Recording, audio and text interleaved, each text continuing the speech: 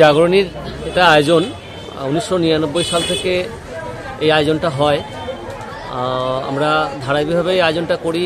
বিভিন্ন এলাকার ছাত্রছাত্রীদের মডেল হয়, সাংস্কৃতিক প্রতিযোগিতা হয়, যেমন 26টা বিভাগে আমাদের প্রতিযোগিতা হবে। দূর দূরান্ত থেকে মানুষ আসেন, এই মেলাতে মিলন ক্ষেত্র হয়ে ওঠে। এলাকার মানুষ মুখিয়ে থাকেন এই মেলা কবে শুরু হবে। আমরা তাদের কাছে আমাদের উপস্থাপন করতে পেরে আমরা খুশি হই।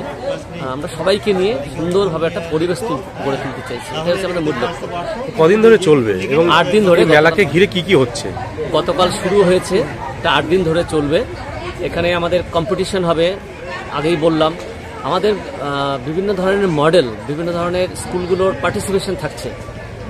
স্কুলগুলো তারা পারফরমেন্স করবে। তারপর কম্পিটিশনের বাইরে এই যে বিভিন্ন ধরনের ছোটোখাটো ব্যবসায়ী যারা বড় বড় দোকান দেওয়ার সামর্থ্য নেই, তারা ফুটপাতে ব্যবসা করে, তাদের আমরা আমন্ত্রণ জানাই, তারা মাঠে হাজির হন। সে 99 সাল থেকেই তারা যুক্ত থাকছেন, এই মাঠে তারা ব্যবসা করার সুযোগ পান। আমরা আমাদের তরফ থেকে যতটা সম্ভব তাদের ছাড় দেওয়ার চেষ্টা করি। কত বছর হলো এই মেলাটা? হিসাব মতো 25 বছর পার হলো আমাদের। নাম পরিচয় স্যার? আমার নাম মানস রায়, আমি জাগরণীর সভাপতি। মডেল এসেছে এইমাত্র ধরিচা হাই স্কুলে রয়েছে, তার কাছে অনুরোধ দ্রুত প্রদর্শনী কক্ষে চলে আসুন।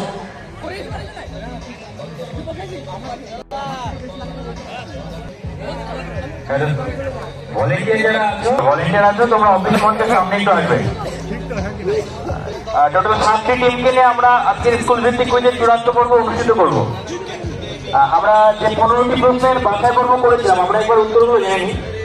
প্রথম প্রশ্ন ছিল, নদিয়া জেলার একমাত্র কোন শহরে 5 কিলোমিটারের মধ্যে 4টি রেল স্টেশন আছে? সেটি কল্যাণী হবে, কল্যাণী শহরে।